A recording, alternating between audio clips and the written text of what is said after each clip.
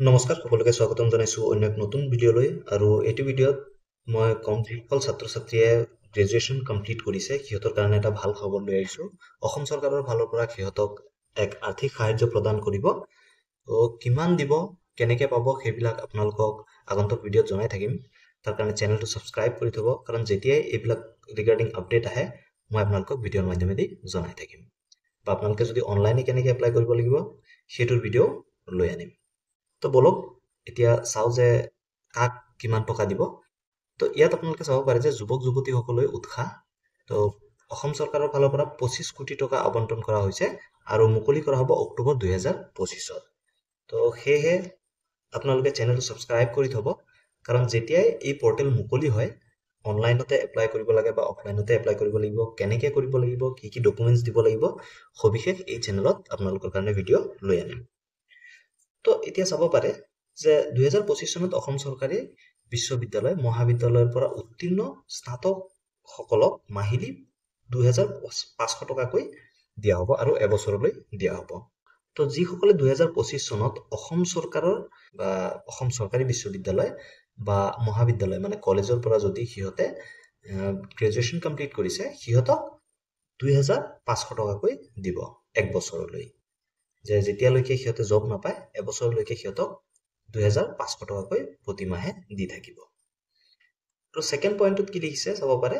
2500 টকাৰ মাহিলী কিস্তিৰ পৰিৱৰ্তে জিলা উপায়ুক্তৰ পৰামৰ্শ মতে 25000 টকাৰ এককালীন বিত্তীয় সাহায্যৰো ব্যৱস্থা আছে তো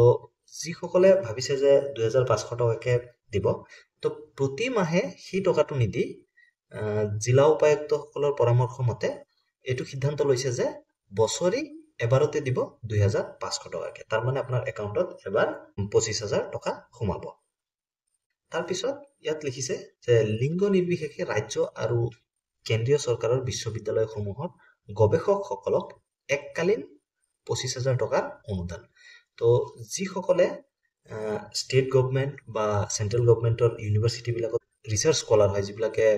PhD কৰি আছে সিহঁতক 25000 টকা এটা বছৰি সাহায্য দিয়া হ'ব আৰু সেইটো লিংগ নিৰ্বিশেষে হ'ব ল'ৰা ছোৱালী সকলোৱে পাব তাৰ পিছত দিছে যে দিব্যাংগ গৱেষকসকলৰ বাবে 50000 টকাৰ সাহায্য যিসকল বিকলাংগ হয় সিহঁতে যদি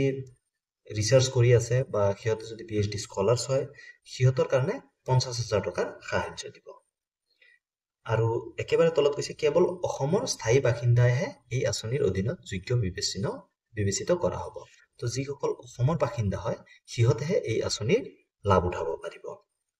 তো আপোনালোকক ক'লো যে এই আঁচনিৰ বিষয়ে 2025 অক্টোবৰ মাহত এই আঁচনি ওপেন কৰি দিব তো কেনেকৈ এপ্লাই কৰিব লাগে তাৰ কাৰণেও ভিডিঅ' আপোনালোকৰ মাজলৈ লৈ আহিম তাৰ কাৰণে এই চেনেলটো সাবস্ক্ৰাইব কৰি দিয়ক আৰু এই ভিডিঅ'টো আপোনাৰ বন্ধু বান্ধৱী সকলোৰে লগত শ্বেয়াৰ কৰি দিয়ক চৰকাৰী অন্যান্য আঁচনি বা আপোনালোকৰ কাৰণে যিসমূহ সুবিধা যদি আপোনালোকে বিচাৰে তেনে ক্ষেত্ৰত এই চেনেলটো সাবস্ক্ৰাইব কৰি দিয়ক ধন্যবাদ জয় আই অসম